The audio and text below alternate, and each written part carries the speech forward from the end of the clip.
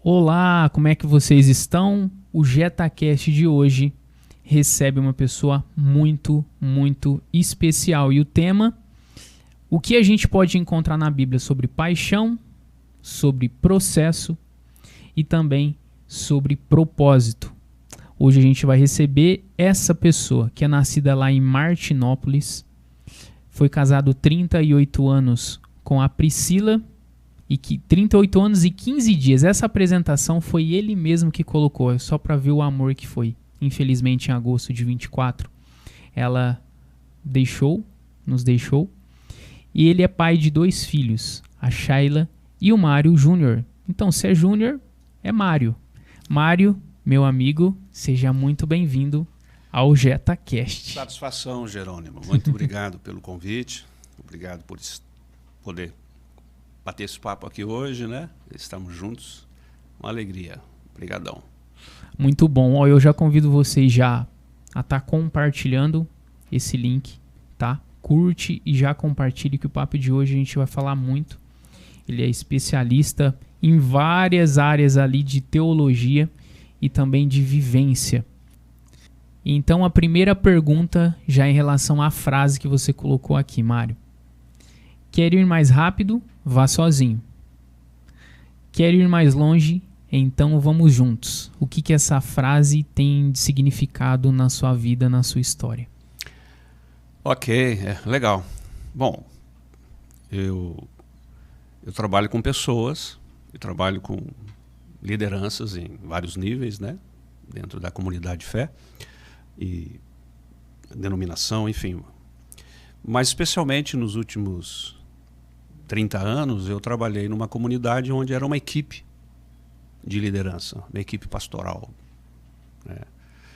E o aprendizado na caminhada é esse. Além de uma equipe de presbíteros, líderes escolhidos pela comunidade, tinha os pastores. Então é um grupo grande de liderança. Cabeças diferentes, né? Idades diferentes, profissões diferentes, histórias diferentes. Só que todos juntos para fazer uma comunidade acontecer. Todos no mesmo barco. Então, o que a gente aprende com essa frase? Que a gente é uma frase conhecida, né, da caminhada aí, que é verdade isso na prática.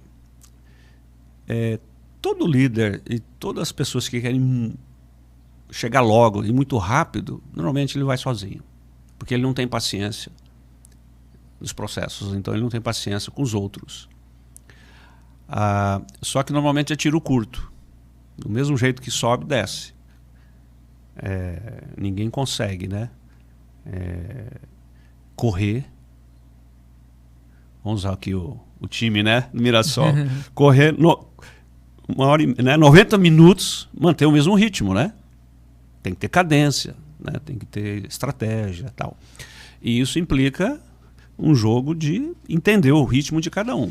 E aí você tem que conhecer de gente, de pessoas, de saber escalar o time para poder a gente alcançar coisas mais longínquas, né? E caminhar mais longe, a gente realmente alcançar e fazer história. E aí a gente tem que ter paciência com o passo de cada um, né? Então, há muitos que querem talvez empreender, querem liderar, tem um pique, né, da liderança, o perfil, e eles não têm paciência com o processo, eles não têm paciência com pessoas, né? E eles têm um pique, né? Então eles vão, quer realizar, aquela coisa toda, e nem dorme direito, porque só pensa e quer fazer e tal. E aí, só que do mesmo jeito que sobe, desce, né? Rojão de vara, sobe, desce. E a gente aprende com a natureza, a gente aprende com a história bíblica, que se você quer realmente ir mais longe, então você tem que fazer parceria. E você tem que ter paciência com quem está com você e com o seu time. É isso. Perfeito. E aqui a gente vai falar muito sobre paixão, sobre propósito e sobre processo.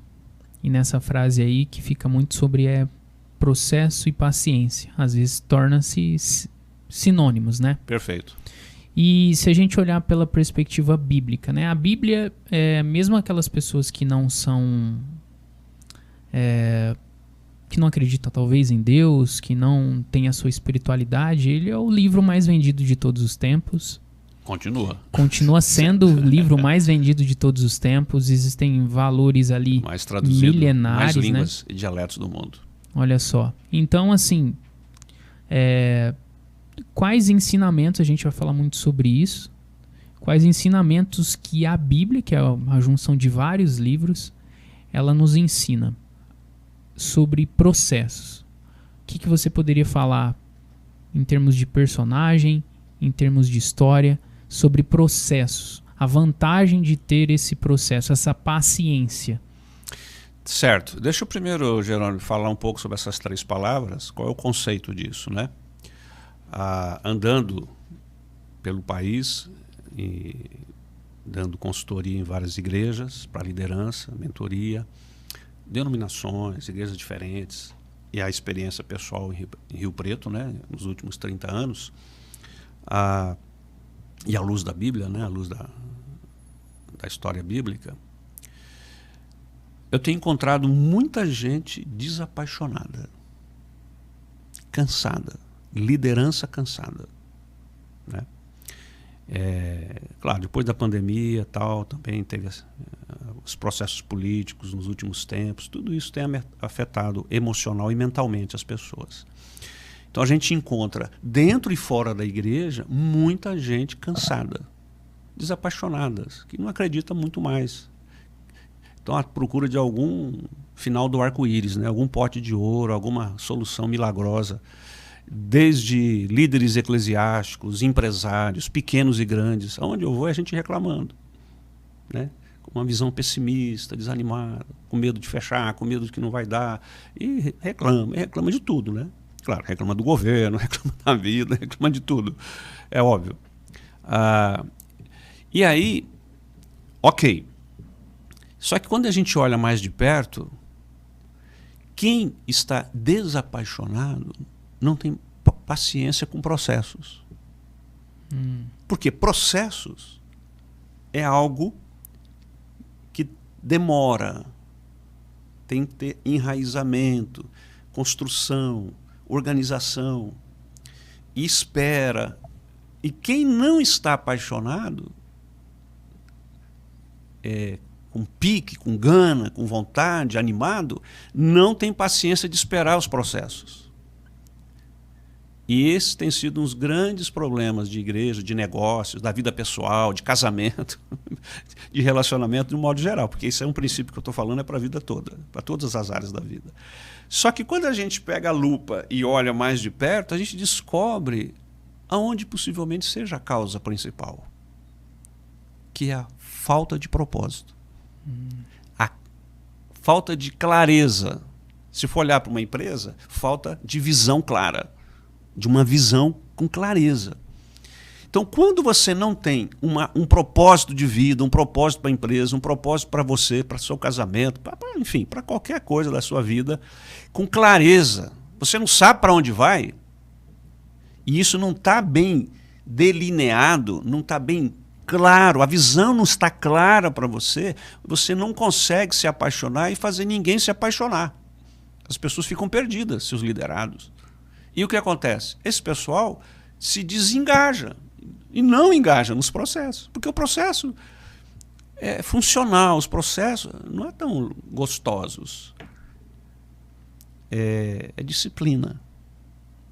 E ninguém aceita uma disciplina se tiver. Ninguém que não está com uma coisa bem forte no coração sai 5 da manhã para fazer academia, para correr 10 quilômetros.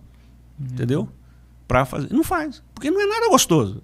Assim, prazeroso. Comer pudim é melhor do que isso. Um pudim gostoso. Então, para alguém fazer isso, ele tem que estar apaixonado. Mas para estar apaixonado, ele tem que ter um propósito, um alvo, alguma coisa. Então, quando a gente coloca essas 3 palavras, lá na frente o propósito, aqui atrás a paixão, e no meio, processos. Sem propósito, eu não tenho paixão, e sem paixão, eu não aguento processo. Eu desanimo. Pronto, é isso. Esse é o conceito que eu queria trazer. Agora, indo para a Bíblia, como você falou, a gente pode buscar assim, muita inspiração, né? Primeiro na criação do mundo. Deus podia criar tudo de uma vez, né? Um dia só, pá! Por que ele fez em todos os dias, um atrás do outro? Ele fez em vários dias. Ele tinha um propósito, né? E ele seguiu um processo. E se você for olhar Gênesis, há uma razão para fazer cada coisa em cada dia, porque uma depende da outra. É muito interessante. Por isso que ele criou a luz primeiro. Só depois sol e lua. A luz vem antes do sol e da lua. É bem interessante começar a ver os detalhes ali. E aí você percebe no final que Deus estava cheio de paixão. No final do capítulo 1 ele fala, viu Deus tudo que ele fez e falou, é muito bom esse negócio. Cara, ele se deleitou, né? Ele falou, pô, que legal esse negócio. Ou seja, você vê um Deus apaixonado, mas enfrentando os processos, ele mesmo. Porque ele tinha um grande propósito, né? De se revelar ao homem e de se aproximar de nós, né? Dentro de um jardim, dentro de uma criação perfeita como é o universo. Então, isso é legal. Outra coisa, você pode pegar na vida do povo, depois eu vou pegar de vida de pessoas, né? Mas você pegar na vida de Israel, né? Sair do Egito, ir para a Terra Prometida, ok? Então tinha um grande propósito. Eu vou dar uma terra para vocês, que emana leite e mel. E aí o processo de 40 anos. Até por escolhas erradas deles, podia ser mais curto, mas eles passaram pelo processo de 40 anos. E a visão da terra alimentava a paixão da liderança que animava o povo. Vamos para frente, vamos para frente. E Deus estava junto, que tinha uma nuvem, né? Que de dia fazia sombra e de noite era de fogo para trazer calor. Então a presença da nuvem, Deus conduzindo esse povo para manter a paixão da liderança. Isso é tão forte na experiência de Josué e Caleb, né? Que eles saíram do Egito e entraram na terra. E eles pediram uma montanha. E Moisés falou, Deus vai dar. E os demais morreram no deserto. Só os dois entraram. E quando entraram, eles chegaram, tiveram a herança deles, pediram, eu queria dar esse morro, a montanha, aquela coisa. Ou seja, o cara tinha uma visão. E aquilo alimentou a paixão dos dois. Os outros espias desanimaram, eles não. E eles alcançaram. Por quê? Suportaram os processos. É muito interessante ver isso. Aí você pega a história de José do Egito. Mesma coisa. Hoje eu estava lendo sobre ela na minha meditação pela manhã. É muito interessante. Ele era um sonhador, né? E os irmãos tinham inveja dele, porque o pai deu uma túnica bonita para ele. E tudo legal. Pá. E ele sempre falava, eu tenho um sonho. Ele contava o sonho para os irmãos. Os irmãos ficavam tudo bravo com ele. Ah, isso aí é o queridinho, não sei o quê. Tal. Aí inventaram todo aquele... E venderam para os ismaelitas que foram para o Egito, foi para a casa do Potifar, enfim, aí enfrentou toda aquela luta. Então, se olha, boa parte do livro de Gênesis é a história de José. E quando você olha para a história de José, claramente você percebe um longo processo de formação, de depuração, de sofrimento, de perdão, de renúncia, de injustiça, de todos os tipos. Mas ele tinha uma enorme confiança de Potifar e do imperador. Pela sua integridade, pela sua vida não vingativa, pela sua capacidade. E o resumo da vida dele está lá em Gênesis 50:20. Vocês intentaram o mal contra mim, mas Deus tornou tudo isso em coisas boas para que eu pudesse ajudar vocês hoje. Salvar minha família, apesar de todos os erros dos irmãos. Então, se olha para a história de José, você vê claramente isso bem delineado, né? Você pega para a história de Davi. Davi, então, nem se fala. Davi era o improvável. Vai lá Samuel para escolher o rei no lugar de Saul. Claro, Jessé mostra todos os guerreiros, os irmãos dele, grandão, né? Fortão, né? Tipo, os mais velhos. Tipo um centroavante número 9, cabeceador, né? É. Que nem o Marcel, né? Aqui. E jogador, amigo meu aqui de Mirassol. Ai, ai. Grandão, cabeceador. Nada. Não é. Vai ser, acabou. Ué, não tem mais nenhum? Ah, tem um menininho lá cuidando das ovelhas. Traz aí. Chega lá o Davizinho. Era adolescente. Franzininho. Loirinho, né? Meio ruivo assim e tal. E Deus falou para o Samuel, é isso que é o rei. Eu falei, uau. E ele ungiu ele na frente de todo mundo. Ali foi o começo. E aí entrou o processo. Até ele se tornar rei de um pequeno pedaço, foi quase 20 anos. E ele ficou 7 anos e meio ali. E aí quando realmente Saul, aí ele foi escolhido rei de todo Israel. Aí foi mais 40 anos. Então assim, você percebe todo um processo na vida dele de enraizamento. Aqui tem algumas ideias, algumas ilustrações, metáforas que ajudam a entender isso. Uma delas é o bambu chinês. Não sei se você já ouviu essa, do bambu chinês. O bambu chinês, né, uma toceira de bambu. Como é que se planta bambu chinês? Você tem que fazer uma cova grande e funda. Que nem bananeira, assim. Você tem que fazer quadrado, grande, um pouco mais para baixo da terra. Você põe a muda e cobre tudo com terra. Parece que não tem nada plantado ali. Não tem nada plantado. Tem que botar até uma varinha lá, alguma coisinha. Para mostrar que tem alguma coisa. Tem uma coisa, tá. O bambu chinês, ele cresce primeiro para dentro. Ele tem a raiz principal, o pinhão que a gente chama, e ela vai reto até achar o lençol d'água. E depois ela solta as raízes secundárias, lateralmente, a toceira. O que ele está fazendo? É o processo de sustentação do sucesso no futuro. Por quê? Quando ele sai para fora e brota o bambu, ele cresce rapidamente. Muitos centímetros por dia. Tem uns gomos, né? Só que ele é fino e comprido. E se ele cresce muito e não tem sustentação, ele plof, o vento vem, derruba. Qualquer coisa derruba. Então ele precisa de sustentação da água para manter o crescimento e ele precisa das raízes secundárias para segurar a estabilidade do tempo. Então, se ele não fizer isso primeiro, jamais ele vai parar em pé. Infelizmente, é isso que as pessoas não entendem nos processos. Eu tenho um propósito, ser bambu, um bambu normal. Eu tenho um propósito. Eu preciso me preparar para me sustentar como bambu. Agora aplica isso em qualquer coisa da vida. Você quer casar, você quer empreender, abrir uma empresa, você quer abrir igreja, sei lá o quê. Qualquer coisa, né? Se você não tiver essas estruturas, aí entra a questão da cultura da empresa, da organização, dos processos, da contabilidade, da organização, do feedback, de cobrança. E liderança é o seguinte, ninguém faz o que você pede.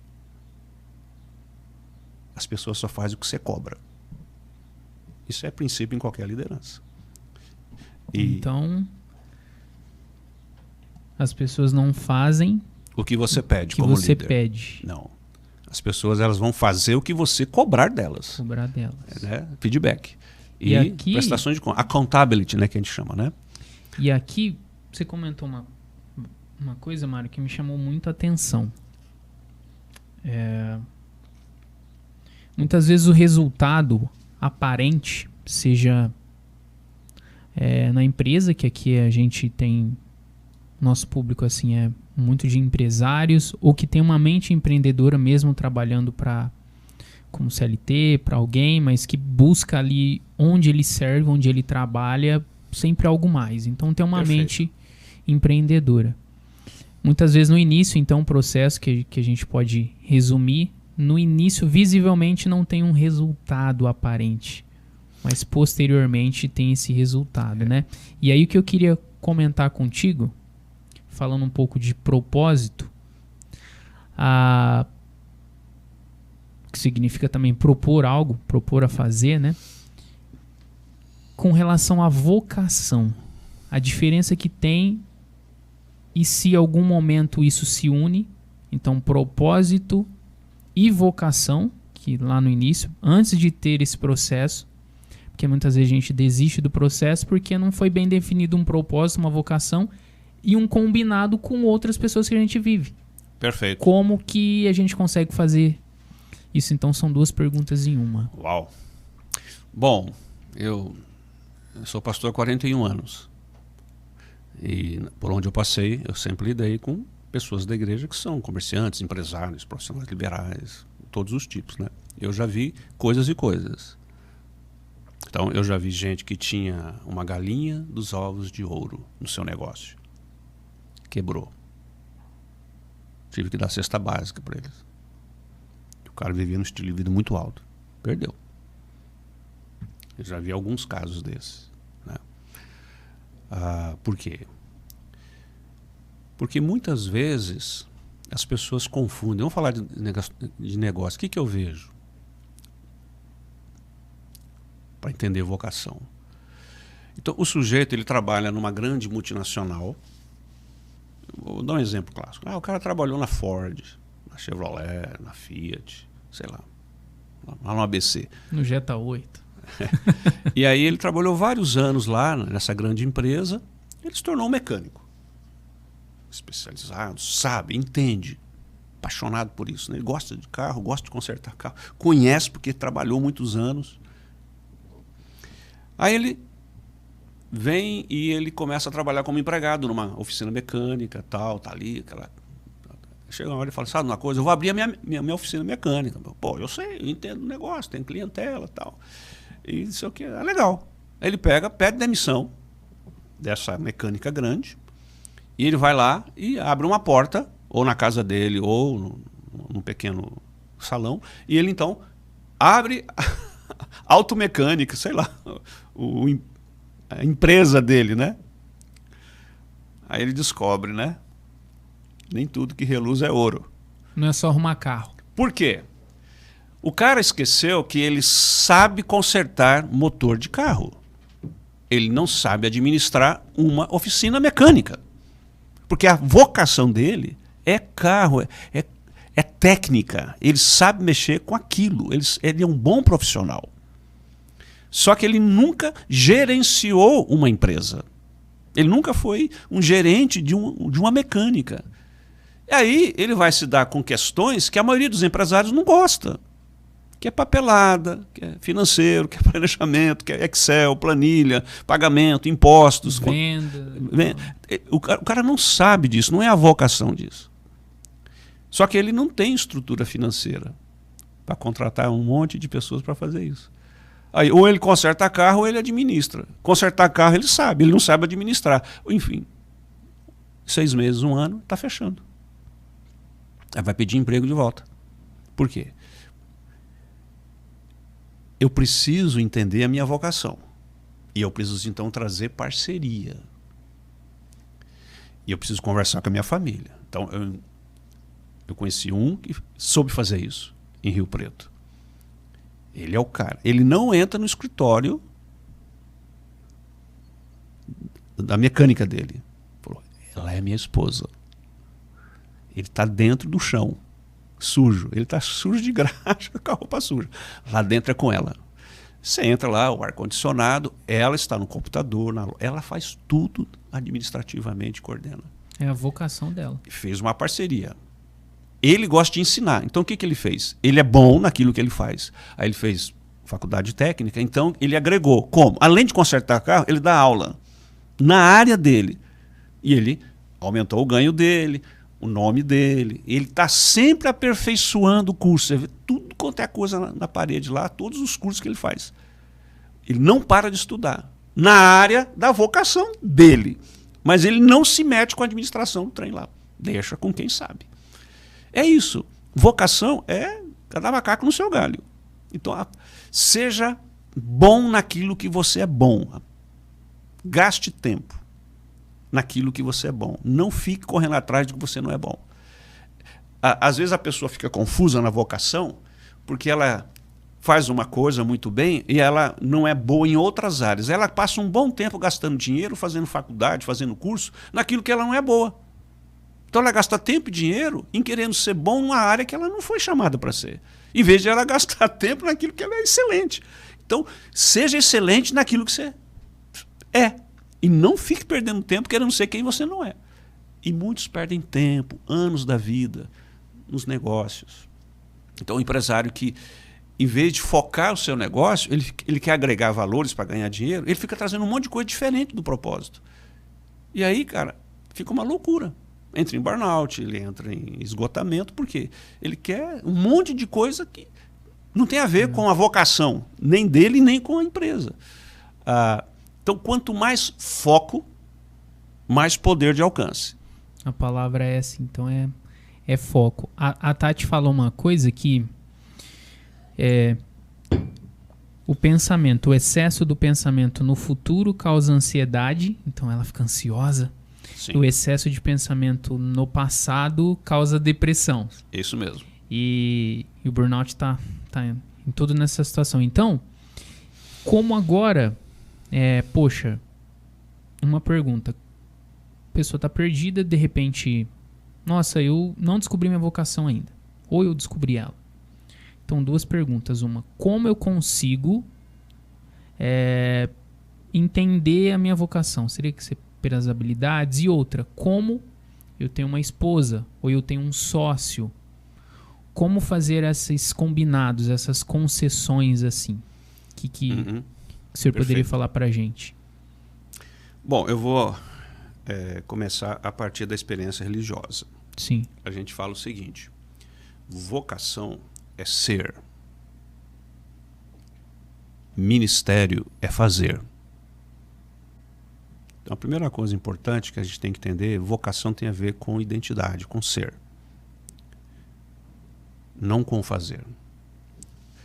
As pessoas às vezes têm confusão ou têm dificuldade de definições porque ela acha que ela é o que ela faz. Só que se ela está fazendo algo que não é bem o que ela gostaria, ela tem uma identidade fake news. Ela não é. Só que ela acha que é aquilo. Aí quando ela deixa de fazer aquilo que ela fez por 5, 10, 15, 20 anos, vamos pegar um funcionário público, né? É muito comum.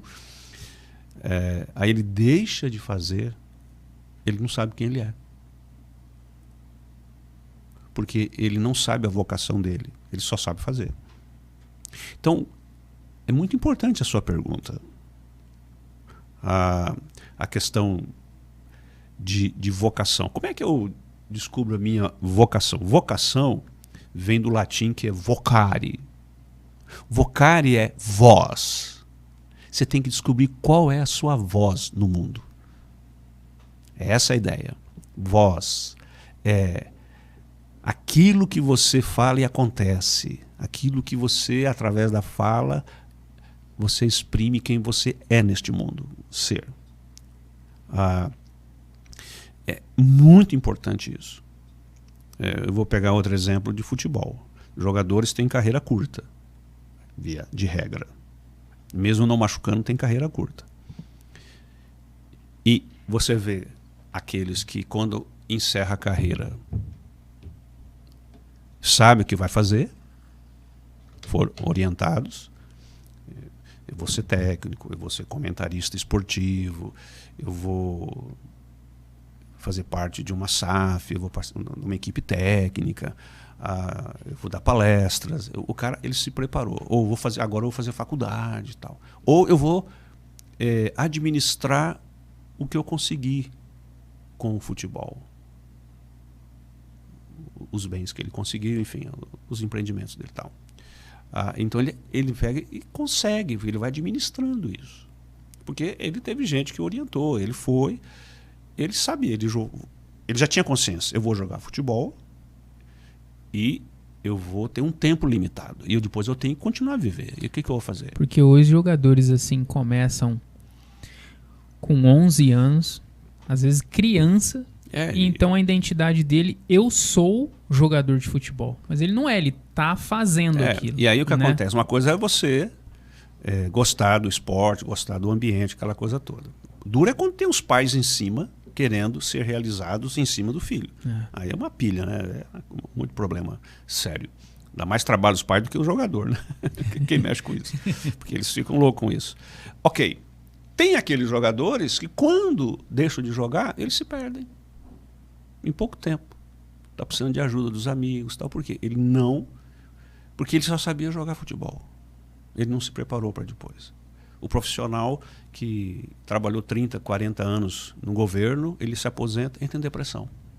Porque ele não tem isso. Então, o que acontece? Vocação é ser. E você é em qualquer coisa. Se você sabe quem você é, ao jogar futebol, você é no futebol. Se você sai do futebol, você é na empresa. Você é na sua família.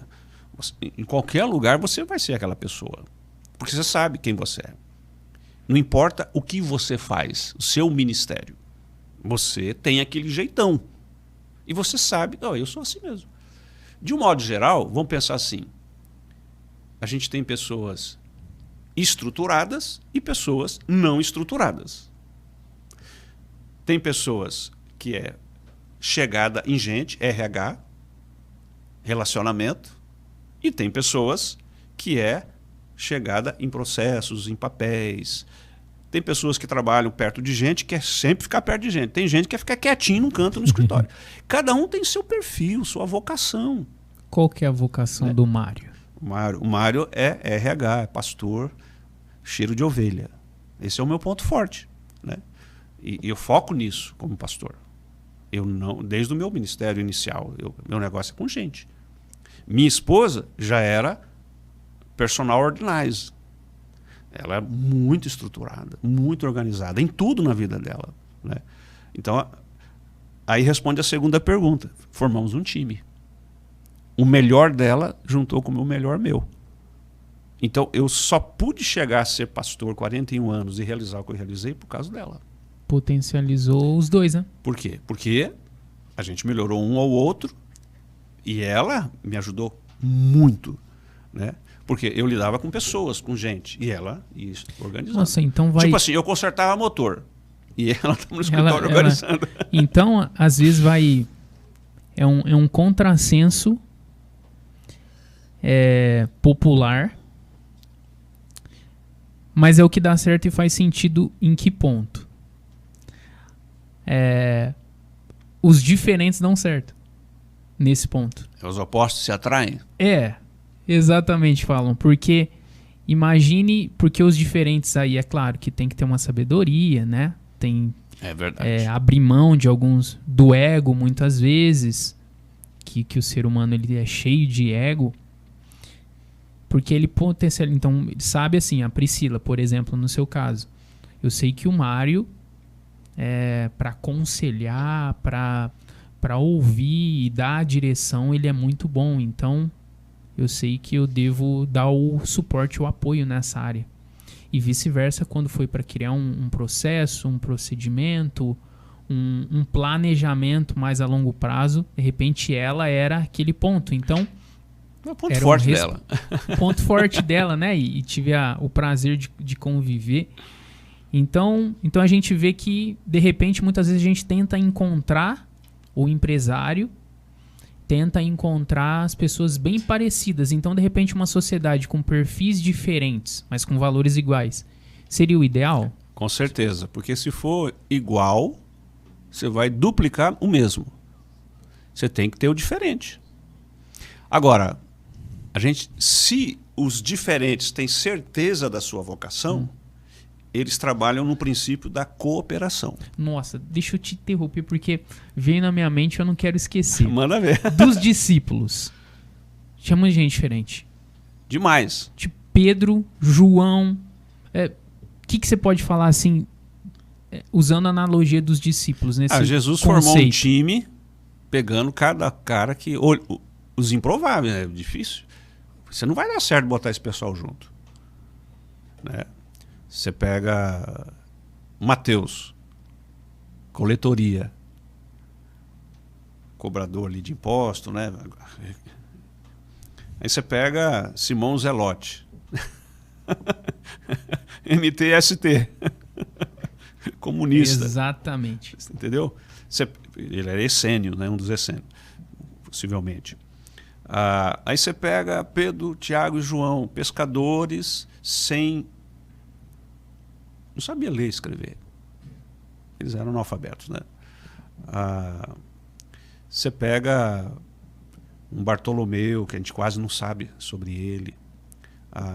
Então, você vai pega um Judas Iscariotes, que tem a sua importância no processo. Então você pega aqui Jesus não jogou ninguém fora. Ele transformou. Mas por quê? Porque Jesus sabia quem ele era. Então, ele sabia do propósito, da vocação dele, e o processo que deve ser feito é assim. Tranquilo. Ele tinha clareza, né? Você olha os evangelhos, Jesus tinha clareza para que veio. Clareza. Ninguém fez a agenda dele. Ninguém chegava na agenda de Jesus primeiro. Ele chegava. Ele não deixava ninguém fazer a agenda dele. Você pode ler o evangelho de João, é claramente isso. Só um parênteses aqui. Quando você lê o evangelho de João, sublinha a palavra hora. H-O-R-A. Hora. Começa lá no capítulo 2 e vai até o capítulo 19 e 20. Você percebe que em vários momentos não era chegada a minha hora, não era chegada a hora dele, não era chegada a hora dele. Várias circunstâncias tentando fazer a agenda. Começou com Maria, a mãe dele. Acabou o vinho e tal. Ele falou, não é chegada a minha hora, nas bodas de Caná. Ele falou para a mãe, não é minha hora ainda. Ninguém entende muito o que ele falou. Por que ele falou isso, né? Aí no capítulo 7, queriam fazer ele rei já, achando que ele ia fazer a revolução lá. Pô, não é chegada a minha hora. Queriam matar ele passou no meio e foi embora. Ninguém botou a mão nele. Não é chegada a hora. A explicação sempre é, não é chegada a hora. Quando chega no capítulo 13, sabendo Jesus que era chegada a sua hora, amou os seus e paixão. Amou até o fim. Olha só. Então a gente percebe que... E a hora dele, no capítulo 19, Jesus sabia que a sua hora tinha chegado. Morreu. Cumpriu o propósito. Então, a gente percebe que ninguém chega. E Jesus reuniu todo esse pessoal e os transformou, né? Caminhando com eles num processo. Não foi de uma noite, 2 dias, nem 3 meses. Foram 3 anos e meio, né? 3 anos de caminhada com essas pessoas. E não tinha plano B, só plano A. Você fala muito de processo, a gente está falando aqui. Na sua visão, no meio eclesiástico, pastores, líderes, o que eles mais negligenciam nos processos, assim, porque você é mentor também, né, de igrejas, tem o Instituto Sara, a gente vai falar sobre isso, que você tem visto que os pastores negligenciam qual processo, qual ponto na caminhada? Não investe em preparar a liderança. Esse é o ponto principal. Pensando em processo, né? Ele negligencia muito fortemente a vida pessoal dele com Deus, que é um enraizamento, né? A devoção, o tempo com Deus, porque é ali que você vai ouvir direcionamento para as coisas, orientação da palavra e tal. Ele não passa tempo alimentando, ele quer fazer, é direto para fazer. E um princípio de liderança saudável é estar com Deus para estar com pessoas. Isso é base. Jesus é exemplo disso. E um dos maiores dificuldades que a gente encontra, os pastores têm dificuldades, falta de paciência em agendar, em priorizar isso aqui. Com isso, há uma entrega numa tentativa de performance, de resposta às cobranças por resultados. E se as coisas não estiverem acontecendo na igreja, ele vai sentir que vão cobrar ele e tal, um sentimento assim de pressão sobre ele mesmo, né? Isso acontece. Então ele fica muito tempo fazendo as coisas, mas ele não faz como Jesus. passa tempo com a sua liderança, que é o seu bem maior, seu bem mais precioso. Dentro da igreja são os seus líderes. Ele precisa cuidar deles, orientá-los, deixar uma visão clara para todo mundo e continuar treinando novos líderes, criando oportunidades para isso, fazendo o processo enquanto caminha, fazendo o caminho enquanto caminha. Então, muitos não têm isso. Ele acha que ele é um empregado que vai trabalhar, né? Ganha para fazer a coisa caminhar. Mas não. Então, muitos pastores são chefes, mas não são líderes.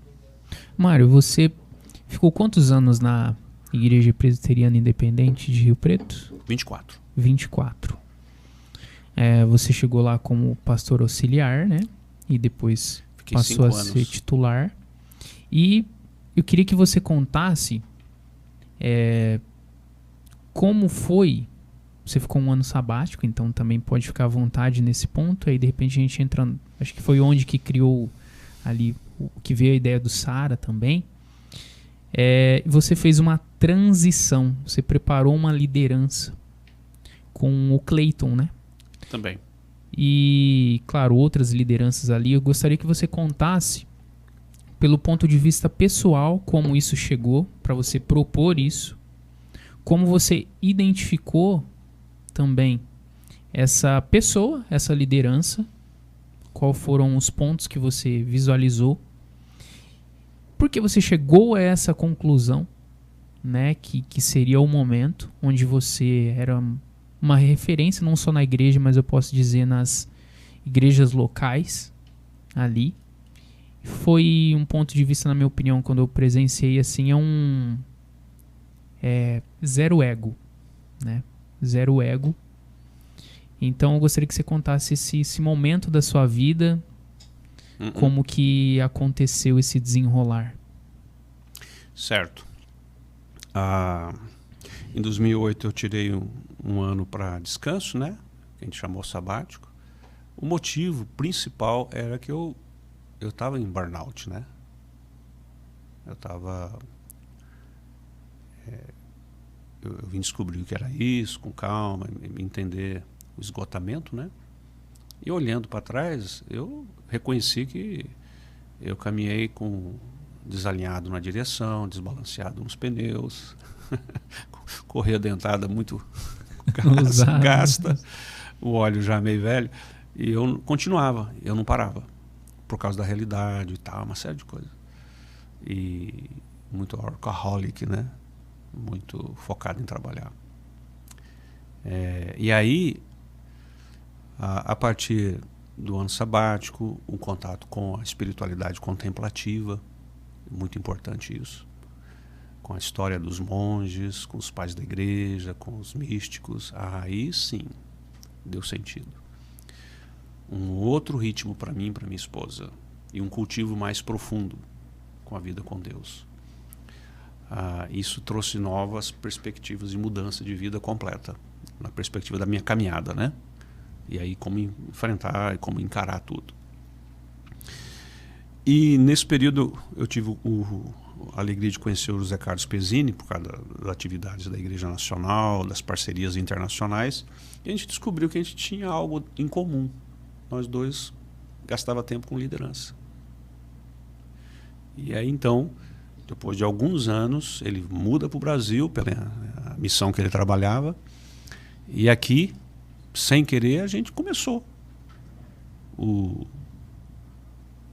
retiro com pastores, o que se tornou o chamado SARA, que é uma sigla, né? Servindo de apoio, refrigério e amizade. E por incrível que pareça, o primeiro retiro mesmo foi aqui na região de Mirassol, né? Aqui no Recanto de Alá. A primeira experiência, né? A nossa startup, nosso test drive, né? E a partir dali foi se aperfeiçoando e chegou onde nós estamos hoje. Então já temos basicamente 13 anos na estrada com o SARA. Com isso, e todo o trabalho nacional, eu comecei a perceber sobre a necessidade de entender a minha convergência ministerial. Tá, eu estou ficando mais velho, vou aposentar, o que vai ser? e conhecendo as experiências de outros, tal. E aí então eu tive contato com um livro sobre esse assunto. E esse livro me ajudou a organizar os pensamentos, né, as ideias, da importância da convergência. O livro, mais a experiência trabalhando com pastores, eu falei, puxa vida, está fazendo muito sentido aqui. Então, eu e Priscila iniciamos uma caminhada, como casal, de conversar e buscar em Deus, organizando a nossa vida, quantos anos, aposentadoria, nossa faixa etária, os filhos casados, tal, finanças para aposentadoria, o INSS, não sei o que, tal. Olha, vamos organizar isso, vamos olhar para frente. E aí a gente focou. Então, a partir do momento que a gente já tinha colocado que a gente ia gastar o resto da nossa vida investindo a nossa vida em vidas, discipulado, mentoria, pessoas, não, é isso que a gente quer fazer. Eu e ela. Ela tinha várias faculdades, mas o que ela amava fazer, a paixão dela, era mentoria, discipulado de pessoas, de mulheres. E eu cuidando de liderança. Falei, não, vamos fazer isso, é isso que a gente vai cuidar. Nosso treinamento inicial foi numa escola assim. Então a gente traz um DNA da nossa formação teológica, da escola que a gente veio lá de trás. Eu a conheci dentro do seminário, né? É uma escola interna. Então, a partir daí, a gente foi dando passo. Um dos passos é que quando você está muito tempo numa igreja, você não faz transição. Você faz sucessão. É diferente. Transição é de um ano para o outro. Agora, sucessão, você prepara alguém com vistas a dar continuidade para não traumatizar muito a caminhada da igreja. Porque as pessoas ficam muito focadas na pessoa do pastor, né, principal. Então, o Cleiton tinha investido na vida dele lá atrás, entre outros que a gente enviou para o seminário, orientou na vocação, aquela coisa. Ele foi, teve a experiência de formação, depois ele teve a experiência inicial de ministério no Mato Grosso do Sul, em algumas experiências ali interessantes com equipe, titular, enfim. Foi o casamento fortalecendo, os filhos chegaram, ele foi vivendo as primeiras crises e tudo mais, ministerial, família e tal, e foi trabalhando a coisa. Aí nós convidamos para voltar, se ele queria integrar a equipe. Ele aceitou, aí ele entrou na equipe em 2010. E a partir de... Mas já tinha essa visão dele ser o sucessor ou não? No começo, não. Não. Mas quando a gente foi dar os passos finalmente para isso, eu olhei para a equipe, né? E aí ele era a pessoa minha. Eu falei, olha, eu vou apresentar o seu nome no sistema presbiteriano e o conselho vai dizer sim ou não. Se eles não quiserem você, eu fico quieto e eles vão atrás de um pastor. Mas eu trabalhei 1 ano com ele e com a esposa. E no final do ano eu pedi uma resposta, se eles iam aceitar a indicação ou não. Aí eles falaram, não, pode seguir, ok. Aí foi mais 1 ano com a liderança. Até que chegou no final, ficou claro para a igreja que levou um espanto e tal, mas aí ficou mais 1 ano, eu fiquei na equipe como auxiliar e ele como titular.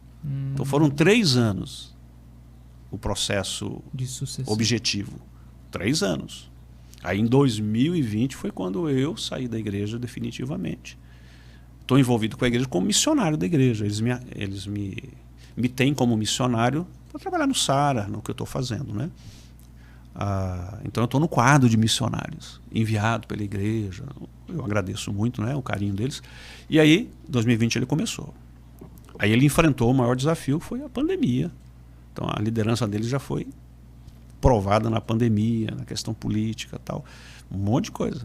Acho que agora que ele está respirando, né? Porque foi muito difícil para ele. E a equipe dele foi mudando também, né? E tudo mais. Porque os pastores mais velhos foram jubilando, deixando. O pastor Raul, o pastor Valdir, só está ele agora e o Vitor. Diminuiu a equipe. Então, ele está remodelando e trazendo a igreja para o perfil, para a vocação, para o jeitão dele, né? A voz dele. Agora que a cara do Cleiton. Mário, se você puder nos falar, porque assim, de repente se fosse outra característica de igreja, se fosse em outra cidade, em outro momento, estou colocando essas ponderações, mas ali naquele momento sendo em Rio Preto, quais foram os pontos que você viu nele para que ele fosse a escolha melhor para a igreja, né? Assim. Eu acho que tem algumas coisas importantes. Primeiro, era uma pessoa que eu conhecia, que tinha relacionamento desde o começo, né? Eu participei no processo da vocação, do chamado dele e tal. A Priscilinha, esposa, era próxima da Pri, né? Trabalhou, a Pri ajudou, enfim. Então havia alguns pontos desde o começo de confiança, né? Família dele, aquela coisa toda. Segundo, o perfil, personalidade, né? O jeito dele era um jeito que ia encaixar na igreja. Terceiro, a faixa etária. Eu precisava de alguém dentro de uma faixa etária para uma caminhada longa com a igreja. Se eu coloco um pastor que está no fim, daqui a pouco tem que trocar de novo. As pessoas perguntam, mas por que não? Pastor Valdir, pastor Raul, né, os demais. Eu falei, pergunta para eles. Ia ter que trocar agora, né? Já também, né? Porque eles Foi de se 5 anos jubilaram. E a gente tinha feito um planejamento estratégico da igreja. A gente pagou uma consultoria, uma série de coisas, né? De alguém na área. Pessoas de confiança, que nos ajudou no processo. Entendeu? Então, o que acontece?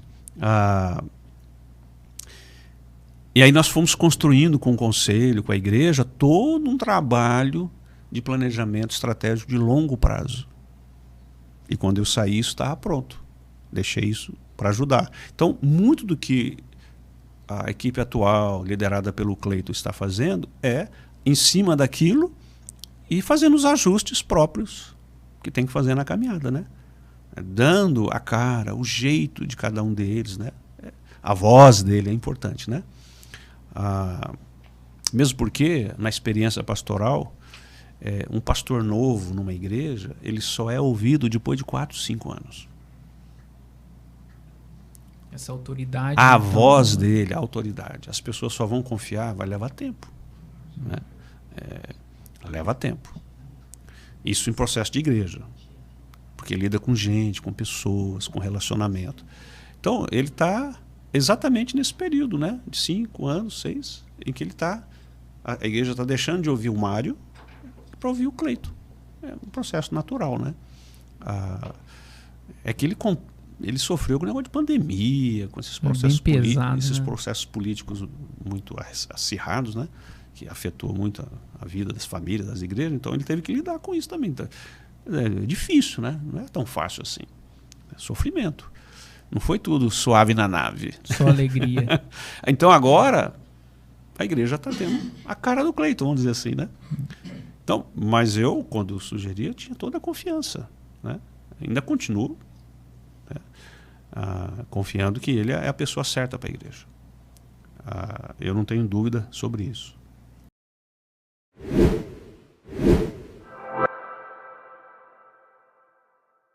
Contabilidade colaborativa. A contabilidade que você entende.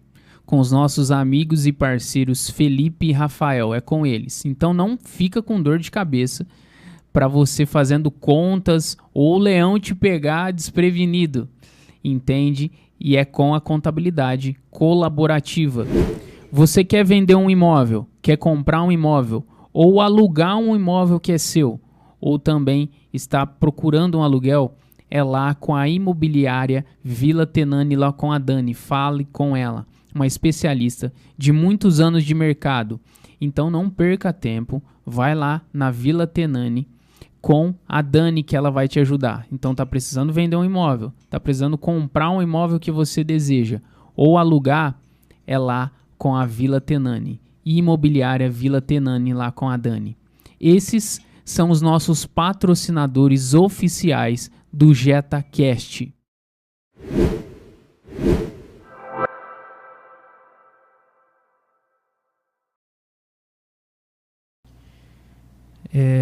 Você comentou que a Priscila você conheceu desde o seminário, né?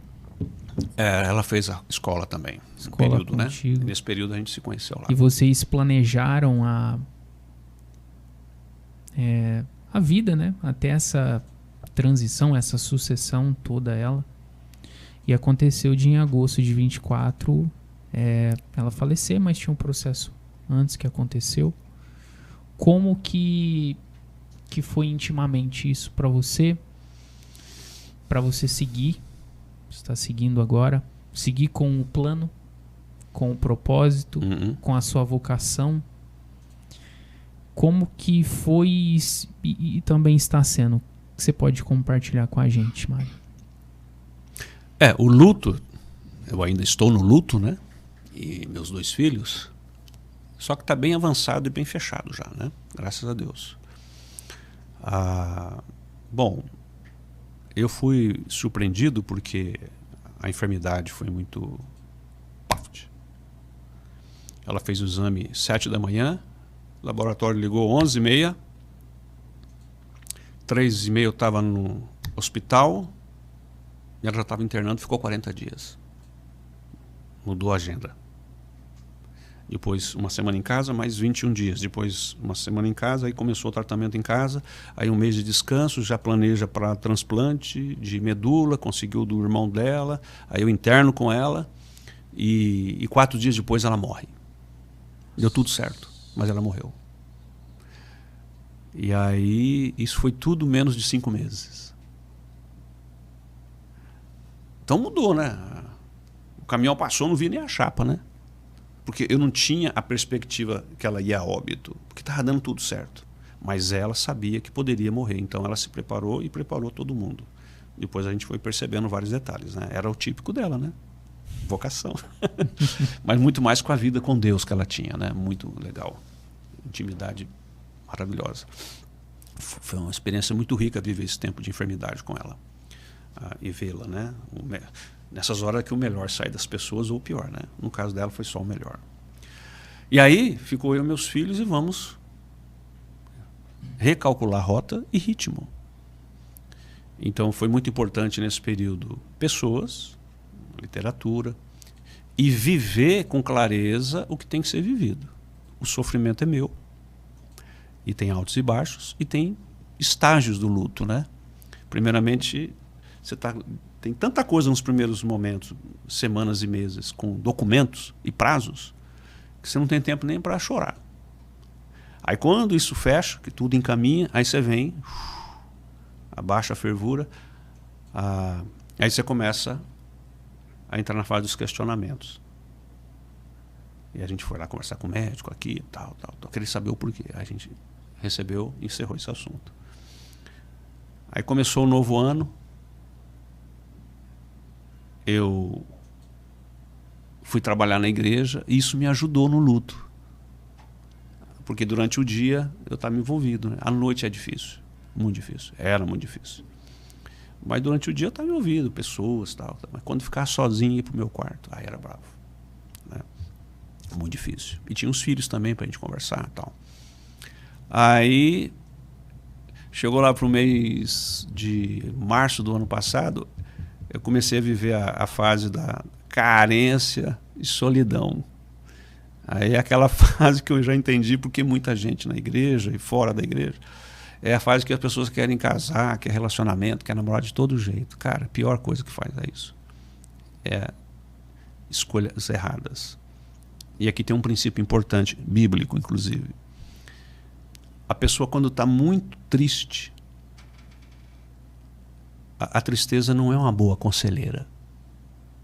E quando a pessoa está muito feliz, esse excesso de felicidade, de alegria, também não é uma boa conselheira. Não tome decisão quando você está muito triste, quando você está muito alegre. A margem de erro é muito alta. E quando você está muito triste, chorando, solidão, carente, um monte de coisa, né? Pô, você está com 38 anos e 15 dias com alguém, de repente você é imputado, um vazio, uma carência e tal. E esse tempo foi quando veio, forte, né? Baixou a carência.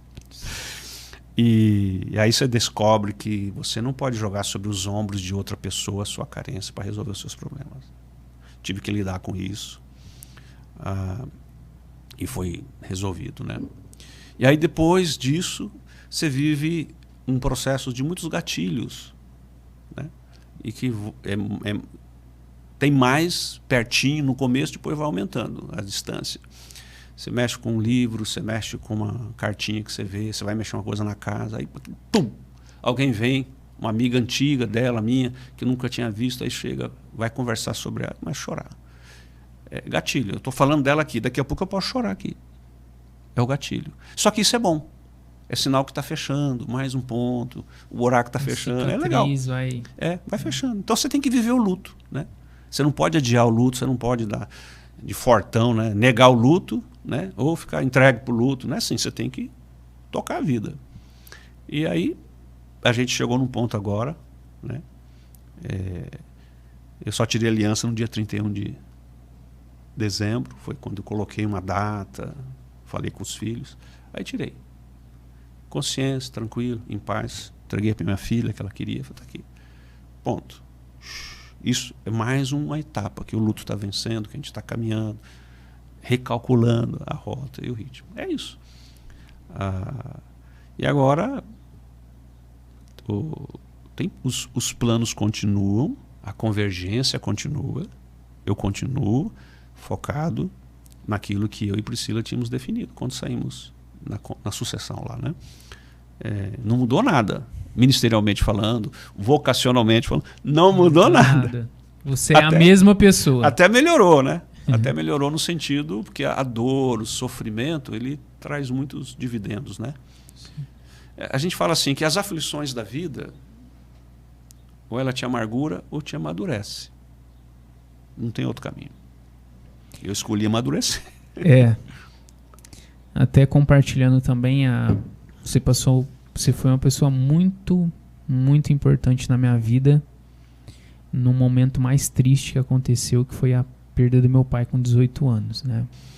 E você me ajudou ali a enxergar, né? Eu tive que amadurecer muito rápido. Até aquela idade não tinha problemas, vamos dizer. Tava de boa, né? Tava de boa, trabalhando onde eu gostava, dando tudo certo, né? E eu puxei também uma responsabilidade que eu tinha que ter, mas era muito alta, que eu tinha que ser o pai da minha irmã, o esposo da minha mãe. O grande cuidador. Exato. E assim, eu fui chorar depois de 2 anos a morte do meu pai. Eu lembro disso, você falou. Tô recordando aqui. E várias situações, né? Vários gatilhos eu tive que aderir para tentar suprir uma situação. E ali eu lembro marcante, assim, às vezes eu não tenho boa memória de algumas coisas, mas aqueles dias que nós passamos juntos eu lembro nitidamente todos os momentos. Que legal. Eu não lembro de nada. Eu lembro quando eu te lembrar aqui, até dando honra a quem deve honra. Obrigado. Eu mandei uma mensagem, eu falei, meu Deus, quem que eu... A minha mãe falou assim, poxa, conversa com alguém. Eu falei, nossa, com quem que eu posso conversar? Aí o Tião, esposo da Devani, teve uma conversa com você uma vez e você ajudou muito ele. E minha mãe lembrou. Eu falei, vou mandar mensagem pro Mário. A gente não conversava, eu era um adolescente também depois. E aí, eu falei, vou mandar mensagem pra ele. Você me passa o contato dele? Aí o Tião passou e eu falei, oi Mário, tudo bem? Quero te ver agora. Tava muito assim. Você falou, agora eu não posso. Mas segunda-feira você vem aqui no meu escritório e a gente conversa. Falei, você não consegue agora mesmo e tal? Não, vem, acalma, faz uma oração. Aí eu fui, a minha tia Dena, que hoje falecida, me levou lá no seu escritório, que era atrás da igreja, ainda aquele escritório. E aí você falou, o que está acontecendo? Aí eu expliquei tudo para você. E aí você dirigiu para passar para uma psicóloga, ali que ficava na primeira sala. Eu lembro que a tua sala entrava, tinha a sala da psicóloga, tinha um átrio ali, e a sua sala acho que era a terceira do lado esquerdo. E você falou assim, olha, eu acho que era mentira sua, viu? Você falou assim, olha, eu tô querendo ajeitar esses livros aqui. Você quer ficar aqui comigo aqui essa semana? Você me ajuda a arrumar esses livros? Tô começando a relembrar. Eu falei, ajudo. Depois eu fui entendendo que você ia arrumar os livros, mas não precisava de um ajudante. E aí eu tinha pedido demissão do trabalho. E aí eu fiquei aquela semana ali. Eu lembro que eu fiquei com você praticamente full time ali, de manhã e à tarde com você, aquele período. Almoçava com você. Eu lembro que foi a semana do aniversário do Pastor Valdir. E eu lembro quando saiu a fumacinha do Papa. Escolheu no dia que saiu, não sei se era o Bento ou o Francisco. A gente estava na casa dele, comemorando o aniversário dele, do Pastor Valdir. Aí a gente viu a fumacinha subindo e saiu o Papa. Aí você me ajudou. Aí você falou, coloca esses livros aqui. Me ensinou como que organizava. Sempre. Aí você me falou assim, eu posso colocar uma música? Vai te atrapalhar? E você colocou música clássica. Desde lá eu amo música clássica. Que legal. Comecei a ouvir muitas músicas clássicas depois daquilo e me acalmava. Então até hoje, quando eu tenho alguma decisão para tomar, quando às vezes eu tô com a cabeça muito no futuro, ansiedade, ou às vezes eu começo a lembrar de algumas coisas não tão bacanas por muito tempo. Fica muito jururu. Eu coloco uma música clássica, procuro fazer aquele ritual que... Para centralizar. Centrar. Então foi muito importante para meu autoconhecimento. Foi muito importante. Então, com gratidão, eu quero aqui... Que legal. Fico falar feliz. Que você foi muito importante assim nessa... E com certeza muitas outras pessoas você ajudou. Queria deixar esse registro aqui. Obrigado. E vamos lá. Se você pudesse falar um erro que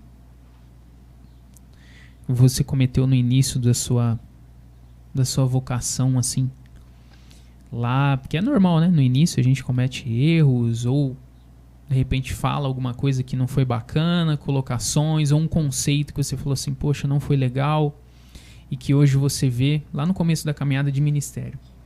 Você consegue contar alguma história pra gente? Que você fala assim, olha... Pai, tô aqui pensando. Eu acho que uma coisa... Eu era muito jovem, né? 22 anos. E a gente é muito teórico. E a gente fala muito a teoria e a gente erra em não ser prático. A gente fala muito sobre o que e pouco sobre o como. Quando você está cheio de conhecimento, teologia e tal. Né? Tem uma expressão que você fala, cabeção assim, eu lembro que você fala. Você está muito... Formiga cabeçuda. Você está com a cabeça desse tamanho, o coração está desse tamanho, né? Então esse foi um erro que a gente teve. A igreja tem paciência, né? Acho que uma outra coisa do começo que demorou tempo para eu poder corrigir, isso vem lá na minha criação, me relacionar com Deus através do trabalho. Eu mantinha comunhão com Deus trabalhando para Deus e não estando com Deus. Trabalhar. Então isso foi o meu ministério, muito trabalho. E aí, trabalhando demais, eu não tive tempo para treinar liderança. Porque eu achava que eu tinha que trabalhar para Deus e fazer as coisas acontecerem. Então esse é um erro do começo forte. Ainda é possível, mas isso é consciente e a gente inverteu o jogo. De vez em quando escapa, né? Mas, porque eu tenho autoconhecimento melhor de mim mesmo agora.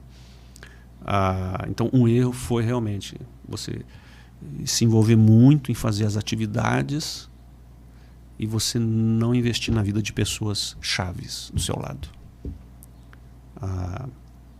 No sentido de treinamento mesmo, né? Capacitação e tal. Porque você está gastando tanto tempo fazendo que não sobra tempo. Não priorizei. Hoje é diferente. Hoje eu procuro equilibrar isso bem. Então foi um erro lá. Sobre crenças, eu acho que não tem tantas coisas, né? É claro que às vezes a gente falava coisas no púlpito que não era bom. Uma vez eu levei uma bronca, né? A bronca veio de um líder, né? Um presbítero, que a gente chama na igreja. seu Pedro. Eu acho que eu estava pregando, ensinando, não sei. E eu usei uma expressão muito informal para falar de sexualidade. Muito espontâneo, né? Coisa de jovem, né? Rapaz, ele me chamou no canto e com muito carinho falou: pastor, não convém, muito cuidado, tal. E foi legal. Com essa chamada, eu me policiei sobre outras coisas, né? Então me ajudou, né, a melhorar, a saber a hora certa para as coisas, o público certo, né? A gente não pode ser uma régua assim, né? Tem que modular, né? De acordo com o público, a linguagem e tal. Isso foi muito importante para mim. E também eu errei na questão da família, né? Muito trabalho, workaholic, trabalho, foi deixando a família de lado. E lá nós tivemos a Shayla, né? A bebê. O Júnior foi em Ribeirão Preto, numa outra igreja. E a Priscila, por ser filha de pastor, sobrinha de pastor, prima de pastor, então ela trabalhava com pastores antes de casar comigo. Ela falou: assim não dá não. Aí ela me ajudou a equilibrar, né? Então as broncas delas, as brigas dela, a cobrança dela, ainda que eu não gostava, eu ficava chateado. Mas foi muito importante, porque trouxe equilíbrio, consciência, né? Para poder não errar, né? Calibrar os 4 pneus certinho. Se você pudesse escolher um personagem bíblico que você mais gosta, aí você fala o porquê. E dependendo, pode ser esse mesmo personagem, se assim você achar, que consegue caminhar por esse propósito, vocação, processo e que une essa paixão. Se pudesse trazer assim pra gente, contar essa história e exemplificar isso. Bom, eu tenho vários. Eu vou citar um deles que realmente me inspira, que é o apóstolo Paulo. O apóstolo Paulo escreveu quase todo o Novo Testamento, né? A história de Paulo, ele era um homem apaixonado pela religião. Ele fazia o que ele fazia de errado, pensando que estava fazendo certo. Então ele vinha movido de uma paixão. Mas quando ele teve o encontro realmente com Deus, né, Atos capítulo 9, essa paixão foi redirecionada. E eu dei um mergulho muito na vida dele quando eu fiz exegese do Novo Testamento grego por 3 anos na Epístola aos Filipenses. Explica para o público o que é exegese. É um estudo, né? A exegese é uma disciplina da interpretação bíblica. É o estudo original do texto bíblico. No original. Essa é ex-exegese, né? Exegese é isso. É estudar a Bíblia na língua original. No caso, o grego. E eu fiz essa disciplina por 3 anos na carta de Paulo aos Filipenses, estudando palavra por palavra dos 4 capítulos. Meu Deus. E ali aprendendo. Tal. E a gente mergulhou na vida de Paulo, né? E ali ele tem o coração aberto, a paixão dele e tal. Então você olha que o apóstolo Paulo, ele tem o grande momento com Deus, um encontro impactante. Ele caiu do cavalo, literalmente, ao meio-dia, ficou cego por 3 dias. Aí veio Ananias, orou, voltou, tal. E aí Deus lhe deu a vocação com clareza. Ele sabia para. Ele gastou o resto da vida dele fazendo aquilo que Deus pediu para ele fazer. Apóstolo aos gentios. Ele é pregador. É enviado para o mundo inteiro, na época. Só que esse propósito está tão claro para ele, e o capítulo 3 lá de Filipenses ele explica isso. A paixão está tão presente nas palavras, né? Resumido também em Filipenses: para mim o viver é Cristo e morrer é lucro. Isso é o resumo, o slogan da vida dele. Viver é Cristo e morrer é lucro. Pá, é uma paixão. A linguagem dele de amor e paixão pelas pessoas é enorme nas cartas, né? Ele trabalhava com equipe. todo final de carta de Paulo, ele agradece todos os cooperadores, e para cada cooperador, é incrível, Paulo sempre tem uma palavra de elogio, de reconhecimento. Não fala só o nome, ele vírgula alguma coisa. Então você aprende muito com Paulo como ser um líder que trabalha em equipe e elogia a sua equipe e anima a sua equipe. Só que Deus levou este homem a ficar por cerca de 14 anos nos desertos da Arábia. Do encontro, ele foi para o anonimato. Raízes.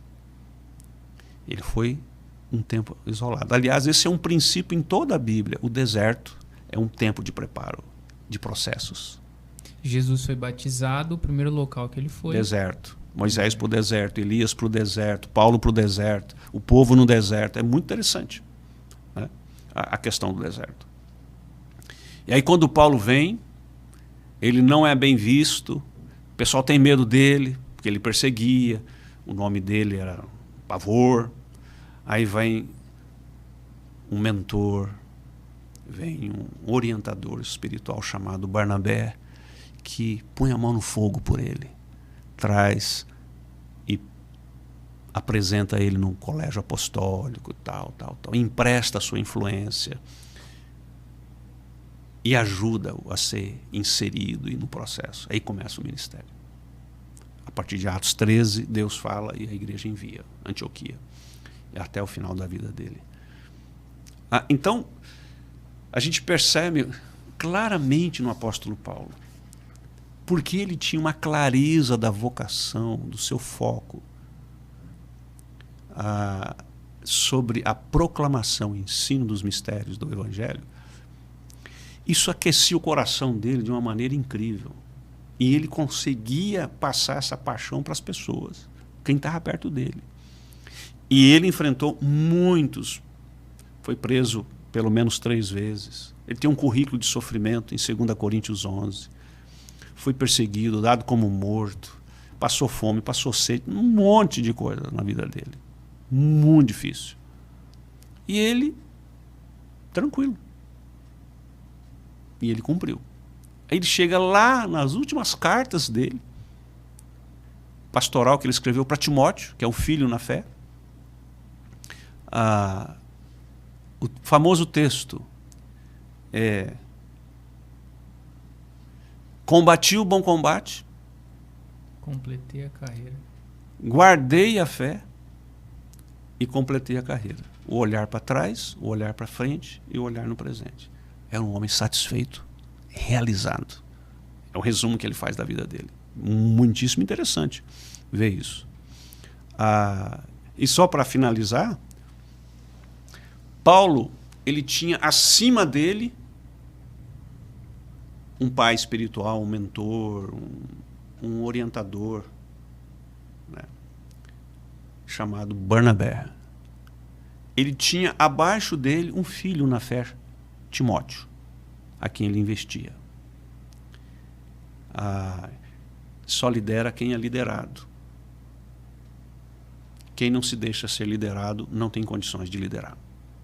O máximo que ele pode ser é um chefe. Repete isso daí que foi muito bom. Quem não consegue ser liderado por alguém não consegue liderar para baixo outras pessoas. Só lidera quem aceita ser liderado também. Isso é muito importante. Só que Paulo tinha uma outra pessoa do lado dele, chamado Tito. E quando você olha o relacionamento deles, Tito era alguém mais próximo da idade de Paulo. Ele era um amigo espiritual. Então ele tinha gente acima, ele tinha gente abaixo, ele tinha gente do lado. Para usar a linguagem corporativa hoje, liderança 360 graus. Exato. Você sabe disso. Então, muito bom. Só que ele tinha amigo. E o relacionamento dele com Tito, de amizade, é fenomenal. Você pode ler isso na 2ª carta aos Coríntios. Vários textos. Como que ele se refere a Tito. Que era uma amizade. Em relação a Timóteo, ele era um pai espiritual. Em relação a Barnabé, ele era um filho espiritual, um mentoreado. Por isso que ele foi tão longe, né? Tinha pessoas. E ele usou muita gente na equipe. Ele não abria mão de trabalhar em equipe. É verdade. Todas as igrejas ele está reconhecendo gente. Gente. Sabe uma coisa que... E elogiando quem trabalha com ele. Eu não sei se veio... Eu acho que veio daí. Mas falando um pouquinho... eu quero fazer uma pergunta que deixa eu anotar aqui. Até eu vou te falar e você pode pensar. Quais são as características para ser mentor? Tá? Se a gente for pensar lá em Moisés, né, o sogro dele era Jetro. O organograma e o fluxograma acho que veio dali. Ali é um texto muito rico. Muito rico, muito rico. Tem algumas palestras que a gente dá e o texto que a gente, para explicar o fluxograma e organograma é ali. A gente usa muito aquilo também na mentoria pastoral. Porque ali ele explica como distribuir as funções, né? Então a gente sempre fala que tem o tático, o operacional, o estratégico, né? E conforme for aumentando as pessoas, você tem que passar mais tempo em um ponto, nunca deixar o operacional, porque não existe, sempre você está operando ali. E ele fala, né? Ele vai e recorre ao sogro, o sogro vai, é o mentor dele nessa questão, e isso contribuiu, é um processo, né? Contribuiu pro aprimoramento do propósito dele, né? Sim. Então o mentor, ele acelera o processo. Aí eu gostaria também, se ficar à vontade em citar alguma situação dessa, mas qual é a característica que o mentor tem que ter para ser mentor? E o mentorado tem que absorver para poder ouvir o mentor? Certo. Algumas coisas básicas, gerais, antes de entrar nas características. Há uma diferença bem fundamental entre mentoria e discipulado. Biblicamente, o discipulado, você vai e convida alguém. Jesus passava e falava, segue-me. Você convida alguém para seguir. Professor, mestre, né? A mentoria, não. Você tem a consciência, eu preciso de ajuda. E eu busco um mentor. Parte de você. Eu não quero ficar sozinho, eu preciso de ajuda. Eu quero ouvir alguém que possa me colaborar, possa ser mais experiente, possa ter um pouco mais de expertise, talvez. Tal. Tá. Então, parte do mentor querer ser mentoreado. Ninguém que é mentor fica assim, quem quer ser mentoreado por mim? Não é assim que existe, não é assim que funciona. É a pessoa que sente necessidade e busca ajuda, né? Essa é a diferença. A característica de um mentor é que ele tem algumas coisas básicas, né? Primeiro, ele tem que inspirar essa confiança no outro, né? Uma pessoa de confiança. Ele tem que saber ouvir. E ele tem que saber fazer as perguntas mais do que dar respostas. Porque nas perguntas ele faz o mentoreado pensar, refletir e encontra o caminho. Mais do que ficar dando respostas. Não.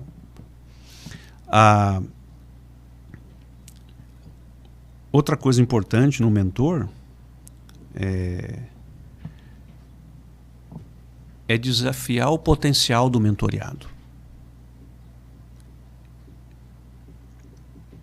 Ele olha para o mentoreado e fala, você tem potencial, e ajuda-o a alcançar o seu potencial máximo. Então, o trabalho do mentor é ajudar o mentoreado a alcançar o máximo do seu potencial, seus dons, talentos, sua história, para impactar, né? Negócio, família, vidas e tal. Outra coisa do mentor, a característica, é ajudar o mentoreado a pensar fora da caixinha. Mentalidade, né? Mudar o mindset. Vamos usar essa expressão que vocês gostam aqui.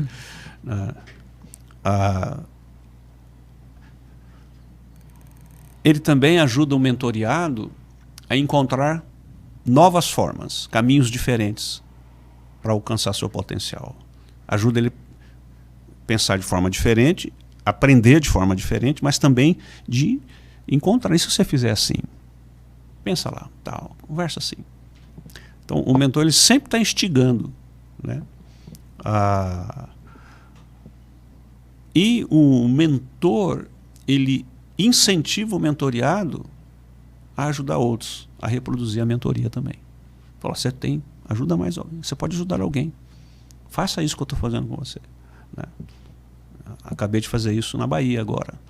Eu tenho um mentoreado lá, completou 70 anos, e ele agora está jubilado. Ele está 8 anos, a gente caminha juntos. E aí eu pedi para ele abrir agenda para ajudar pastores na Bahia. Ele já tem uns 3 lá, já abriu o grupo e já vai começar. E ele está feliz da vida. Obrigado por confiar em mim. Você acha que eu dou conta? Mas claro que você dá. Vai lá, ele está feliz da vida. Eu vou lá agora no começo do mês para a cerimônia da jubilação que ele convidou. Mas eu fico feliz de ver que ele está muito feliz. E são pastores de igreja diferentes, nem se conhecem. É um da Assembleia de Deus, outro Batista, o outro lá, e da IPI lá em Maceió, outro na Bahia, não sei, uma cidade. E ele, online, né, ele está ajudando todos. Que legal. Então, uma característica é você multiplicar, né?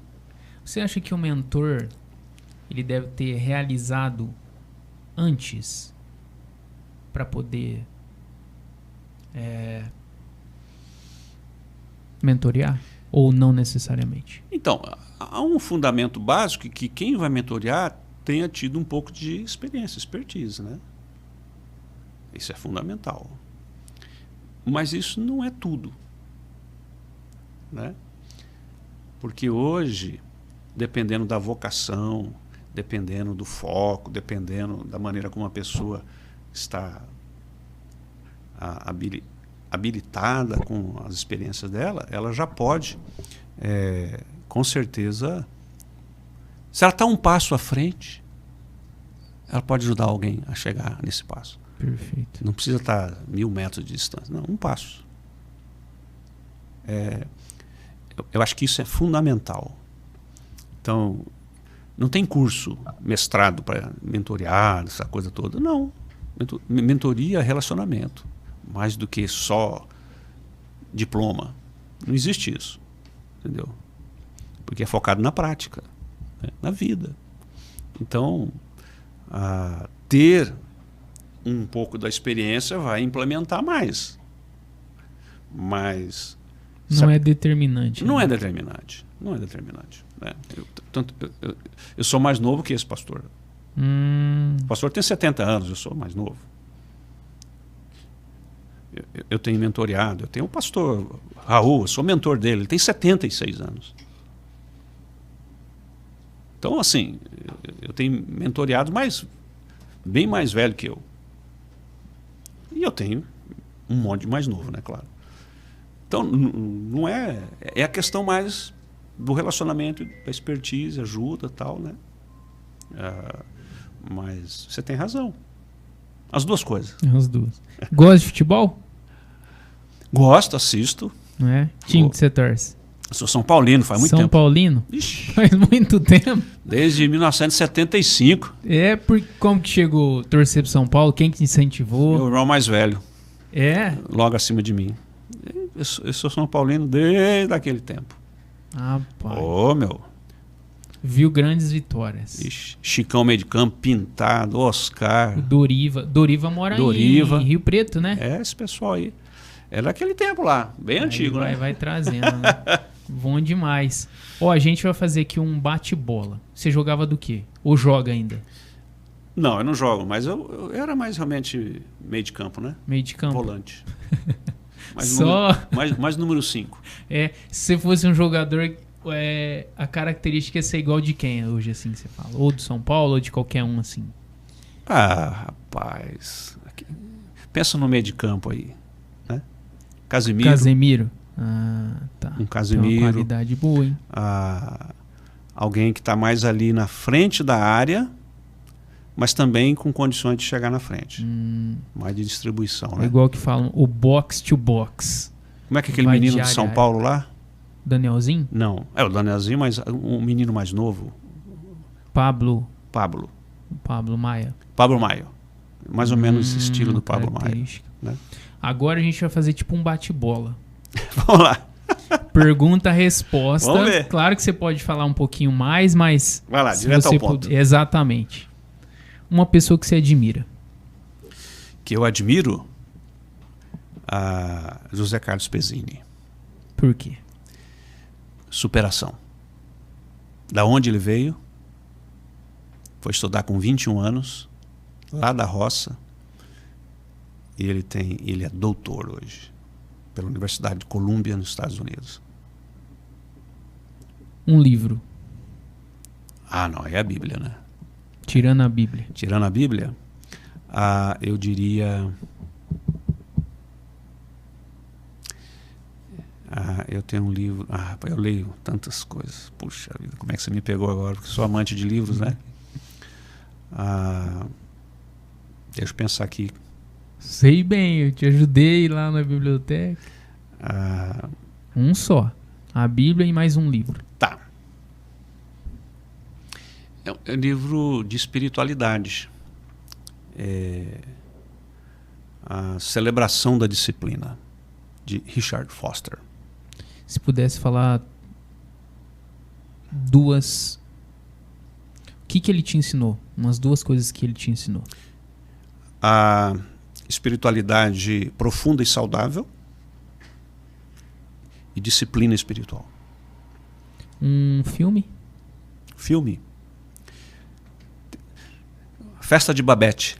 Festa de Babette? Do que é isso? Festa de Babette é um filme dinamarquês, antigo, que fala sobre uma cozinheira francesa, uma chefe que fez uma história muito bonita. Foi enviada por uma vila muito severa, legalista, uma seita protestante, né, luterana, onde todo mundo era muito sério, tudo escuro, tudo sem, não pode rir, não pode ter prazer, tal. Então assiste aí, não dá spoiler não. Aí, não dá spoiler não. Ela vai e através de um jantar ela muda toda a história. Meu Deus. É um símbolo da graça de Deus, do amor de Deus. O que o Mário tem medo? Medo. Medo. O meu maior medo é ter uma vida que entristeça Deus. Né? Medo de ser hipócrita, de viver vida dupla, de magoar ao meu Deus, entristecer com um comportamento. Por isso que eu sempre estou buscando fazer revisão. Qual foi a última vez que você mudou de ideia sobre alguma coisa, sobre alguma pessoa? E se você puder citar, o que foi? De ideia? Pensava sobre dessa forma, sobre uma pessoa, sobre um conceito, e eu mudei. Olha, estou aqui pensando também, né? Acho que a grande mudança na caminhada do ministério é entender que eu não trabalho para Deus. Eu trabalho com Deus. Isso é uma enorme diferença, essa palavrinha. Quando você quer trabalhar para Deus, as pessoas são sinceras, né? Trabalhar para Deus, você não precisa de Deus. Você quer fazer o que você quer, achando que está agradando. Ao trabalhar com Deus, pressupõe que você tem que ouvir Deus.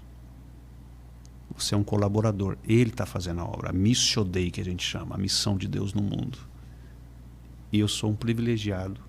Ele me convida a cooperar com Ele. Então, para eu saber o que Ele está fazendo, eu tenho que estar com Ele, para não atrapalhar. Então, qual foi a melhor decisão que você já teve? Melhor decisão que você já teve olhando para a tua história? É aceitar a minha vocação como pastor. Né? Começaria tudo de novo. Faria melhor, claro. Mas seria a vida pastoral.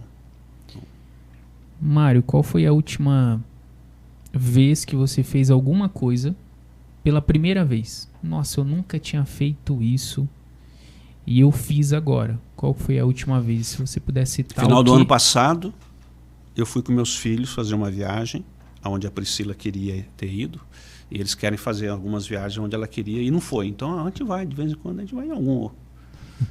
E a gente foi nos cânions de Santa Catarina. E lá eu tive a coragem de andar numa bicicleta a 1.800 metros de altura, sei lá. Um negócio lá que eu nunca imaginei que eu ia fazer aquilo. Meus filhos, duvido. E eu fiz a primeira vez. Morri de medo, mas fiz. Pedalei, voltei naquele lugar, aquele buraco, aquela coisa enorme. Tudo que segurança. Nunca acabava. Rapaz, nossa. Aquilo foi a última vez de grande impacto emocional, assim, forte. Pela primeira vez. E eu não ia fazer. Mas eles lá passeando, Mas fazendo. falou, duvido. Aí quando me chamaram, eu falei, tá bom, eu vou. Aí ele filmou, ele riu. Essa foi uma coisa muito grande, assim, para mim, né? Sim. Pela primeira vez. Assim, que mexeu mesmo. Um momento especial. Uma referência para você, que você não conhece pessoalmente e gostaria de conhecer, tomar um café, conversar. Uma referência, assim, para você. Poxa, não conheço, ficaria bacana eu conhecer. Ficaria feliz. São vários, né? É. São vários, né? Mas o próprio Richard Foster, esse autor, alguns que morreram, Gene Peterson, Tim Keller, com certeza são pessoas cujos livros, cujo ministério, cuja vida. E atualmente tem um autor que eu gostaria muito de conversar com ele, que é John Mark Comer. John Mark Comer. Ele é um jovem pastor, escritor, mora em Seattle, Estados Unidos, uma igreja, porque a maneira como ele escreve e pensa é exatamente um caminho que eu queria trocar figurinha com ele, cara. O que você pergunta pra ele? Se você fosse perguntar uma coisa. Cara, eu ia perguntar sobre como é que ele chegou àquelas conclusões da espiritualidade, onde ele bebeu mais profundamente. Legal. Porque realmente é incrível. É incrível. Antes da última pergunta, penúltima pergunta, se você encontrasse o Mário, e o Mário tinha 18 anos. 18 anos. 18 anos. Lá em Martinópolis. Jogando bola, volante ali. Acabando provavelmente o ensino médio. O que você falaria pra ele?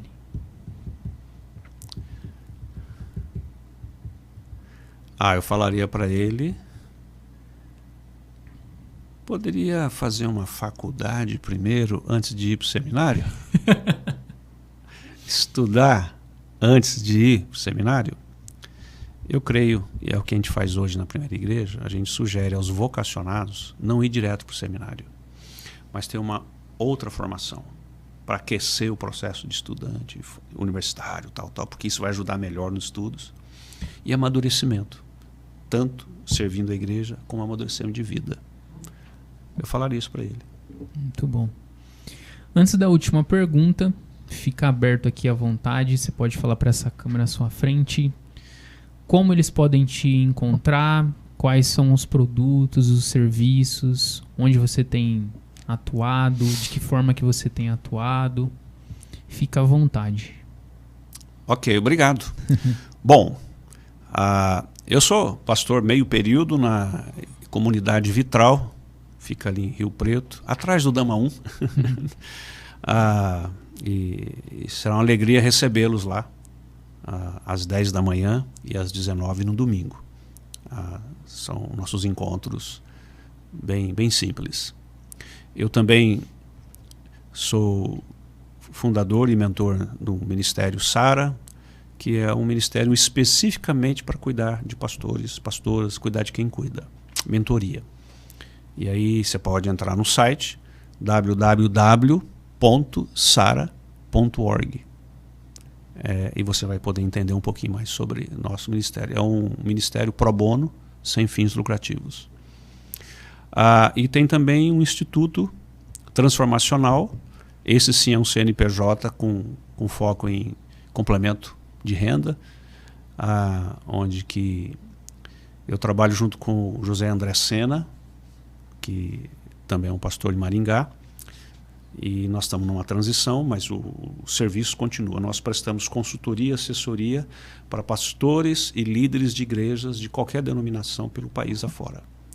A gente trabalha com vitalização, revitalização, planejamento estratégico, filosofia, estratégia ministerial, uma série de coisas sobre isso, né? Treinamento. Aí tem toda uma estrutura também, né? Nós não temos site, nada disso. A coisa é devagar porque é muita coisa. É isso. Moro em Rio Preto. Meu e-mail é pastormariogóes, tudo por extenso, @gmail.com. E Pastor Mário Góes é o Instagram, né? O Facebook. Eu quase não mexo com rede social, mas está lá. Meu telefone 17997911294 é o WhatsApp. Quem quiser pode chamar, a gente troca ideia. Muito bom, muito bom. Antes da última pergunta, eu queria que... O que eu perguntei, o que eu deixei de perguntar que você gostaria de responder? Tem alguma? Eu acho que, voltando no propósito, paixão, processo, não é nem a questão da pergunta, mas é uma ênfase que eu queria deixar então. Pode ser? Se você precisa encarar isso, gaste tempo buscando ajuda para ficar claro qual é o seu propósito, sua visão de vida, seu foco. Para que você está neste mundo? Qual a sua missão de vida? Busque ajuda, de alguma maneira, se você ainda não tem clareza, mas defina isso, porque se você definir isso, todo o resto da sua vida vai ser muito mais fácil. As suas decisões serão mais acertadas. Enquanto você não tem isso claro, você vai ficar rodeando. Vagueando, muito bom. Eu lembro de uma pesquisa feita algum tempo atrás com 500 empresas, as mais bem-sucedidas do mundo. E eles compararam o porquê que elas são bem-sucedidas em relação às outras. E eles usaram a figura de dois bichinhos, né? A raposa e um outro bichinho, tipo um porco-espinho. E qual é o modus vivendi deles? Os dois fazem tocas. Vai um buraquinho dentro da toca. Esse tipo porquinho, espinho assim, o que ele faz? Ele faz a toca e vai morar lá. Aí ele levanta cedo e ele vai comendo em linha reta, fazendo trilho. Ele caminha, comendo, fazendo o caminho enquanto caminha, mas sempre reto. Por quê? Se ele tiver um predador, ele se encolhe, vira uma bolinha. E ele é cheio de espinho. O que é que ele faz? Que nem sinuca. Ele cai lá dentro e se salva. Porque ele sabe o trilho. Ele só faz uma bolinha e vai lá. A raposinha sai de manhã da sua toca e ela fica para lá e para cá buscando frutinhas, comidinha aqui, uma coisinha ali e tal, vai numa árvore aqui, vai numa árvore, o arbusto, pá. Ela fica distraída para lá e para cá. Aí se vem um predador, demora muito para ela achar o caminho da toca. Ela gasta muita energia para lá e para cá, pá. Então, quando ela não é pega, ela chega machucada, esfolada, cansada, com mais fome dentro da toca. Ela se salva, mas fica nos bagaços. Eles fizeram o seguinte: as 500 empresas mais bem-sucedidas do mundo é como esse porquinho. Eles sabem para que nasceram. Eles sabem porque eles se organizaram. Eles têm um foco.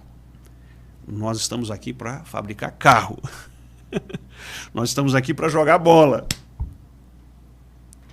E se tiver alguma coisa agregada, tem a ver com isso, mas não contra isso.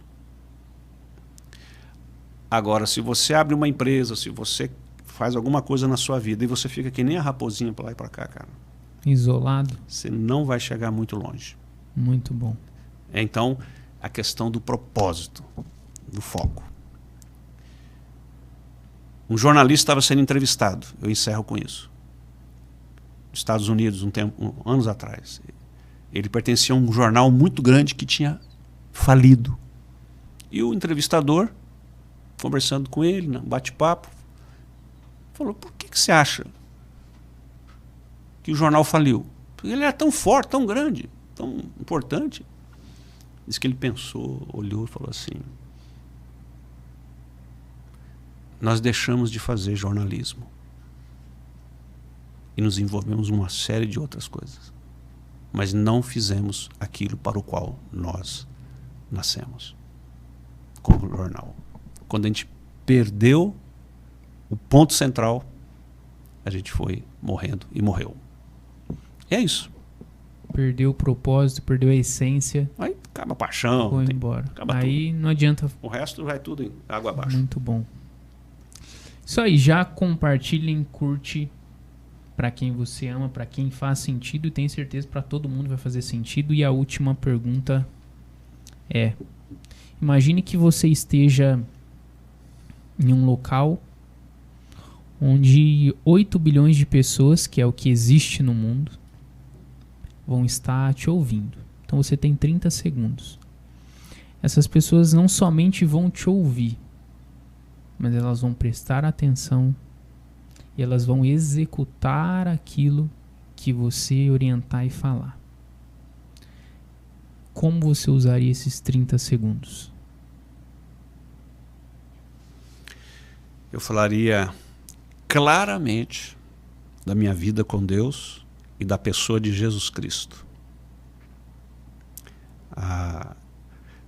Ele é o Deus que decidiu se aproximar de nós.